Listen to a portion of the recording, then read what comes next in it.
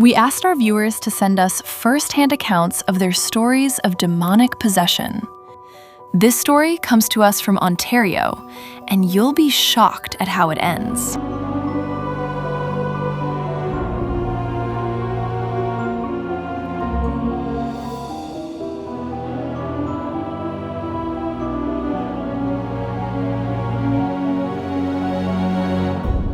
I am writing this from my bed because that is where all of it happens. That is where it always happens. I don't remember the last time I slept anywhere else without it following me. Even when I close my eyes during the day, even when I just try to rest, I feel like I am still here, still trapped in the same place where it started. My name is Marissa. I am 32 years old. I live with my girlfriend Lana, and every night something comes for me.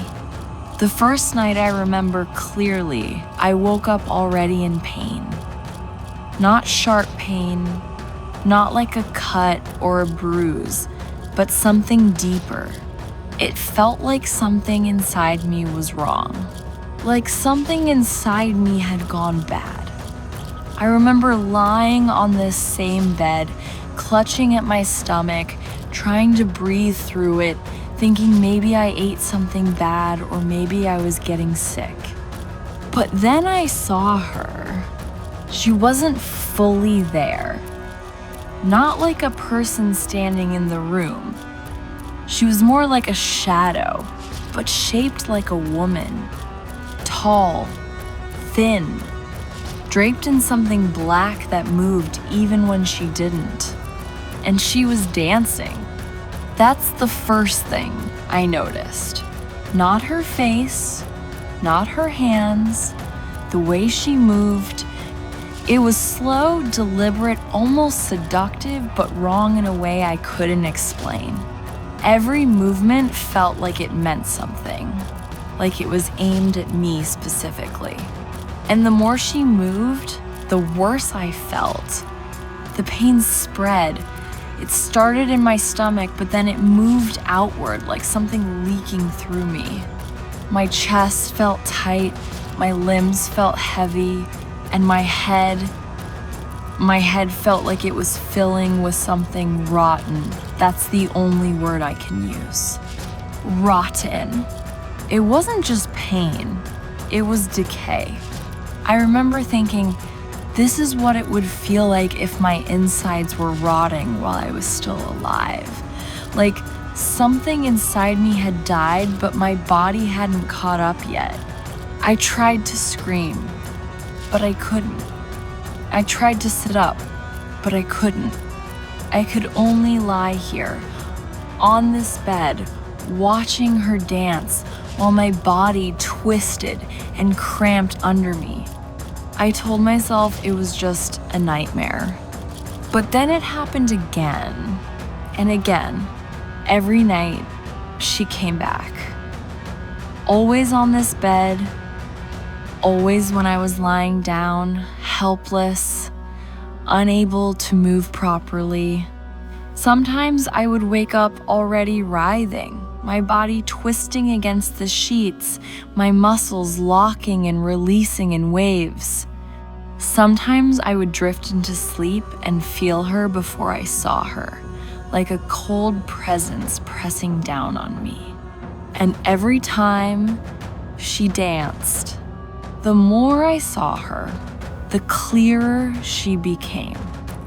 Her shape sharpened. I started to see the outline of her face, though never fully.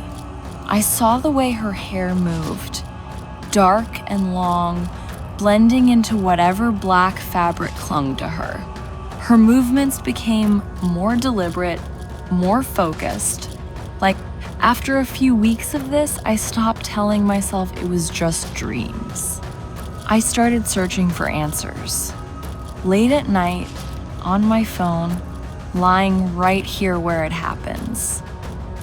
I read everything I could. Sleep paralysis, night terrors, neurological issues, but none of it matched completely. Then I found something else. Stories about entities that come in dreams. Entities that feed on people. Entities that appear as women, that move in ways meant to draw you in, to weaken you, to take something from you. Succubus. I didn't want to believe it. It sounded ridiculous. But the more I read, the more things lined up in ways I couldn't ignore. They feed on energy, on life, on something deeper than just the body. And they come at night. I told Lana. She didn't laugh. She didn't dismiss me. That's one of the reasons I love her.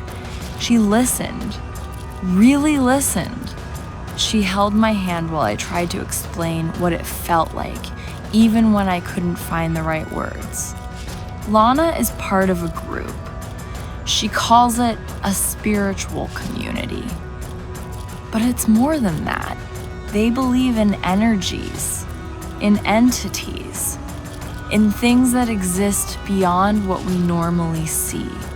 I never really got into it the way she did, but I respected it. When I told her about the dancing woman, she got quiet in a way that scared me more than anything. She said it could be something attaching itself to me. She said it might be feeding on me. She said they could try to help. The night they came over, I was already afraid to lie down, but I knew I had to. Everything happens on this bed. It always has. Lana and 3 of her friends stood around the bed. They brought things with them. Candles, small objects, things I didn't recognize. They spoke softly at first, preparing, focusing. I lay back, already tense, already feeling that familiar pressure building in my chest. I didn't have to wait long. As soon as I closed my eyes, I felt her. The air changed. It always does. It gets heavier, like the room is filling with something thick and invisible. And then the pain started. It hit faster than usual, sharper, like she knew something was different.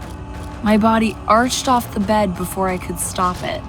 My hands clawed at the sheets. My legs kicked and twisted without control. And then I saw her. She was clearer than ever before. Standing at the foot of the bed, fully formed now.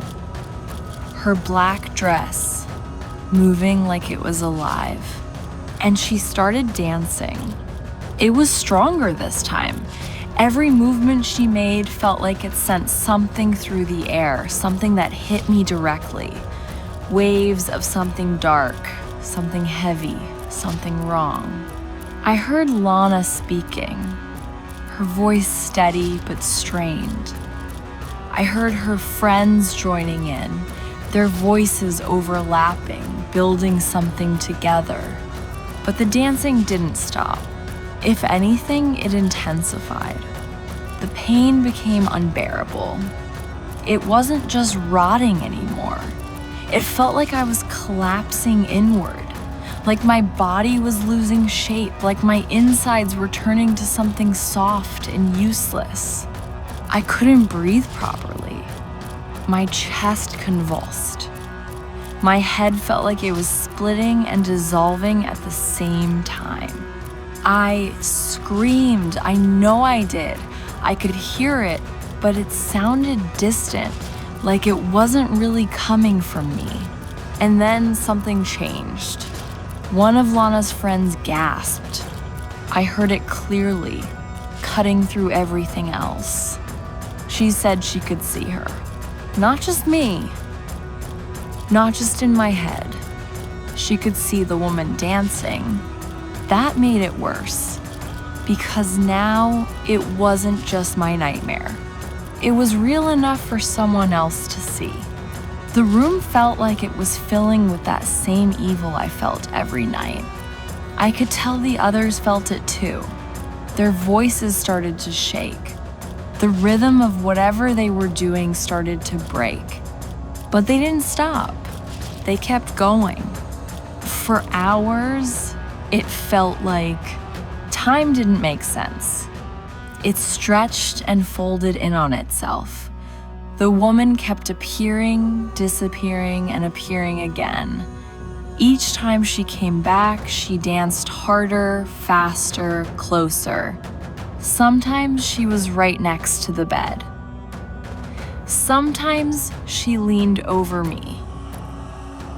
And every time the rot inside me deepened, it felt like she was taking something with each movement. Not just causing pain, but removing something from me piece by piece. By the time it ended, I wasn't sure why it ended.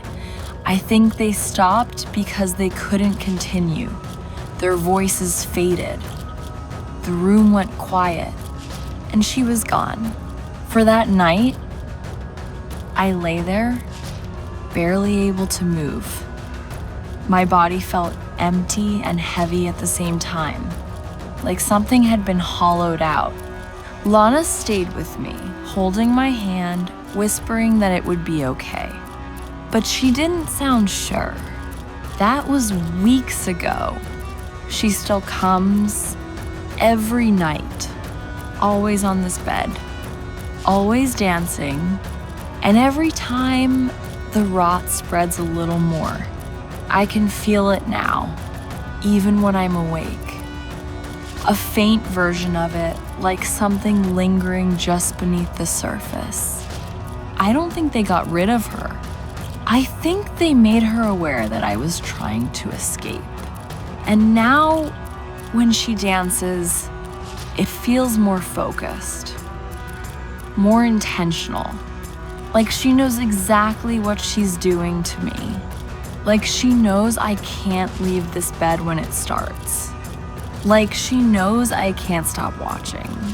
I don't know how much of me is left for her to take, but she keeps coming back. And tonight, when I lie down, I know she'll be there again, dancing,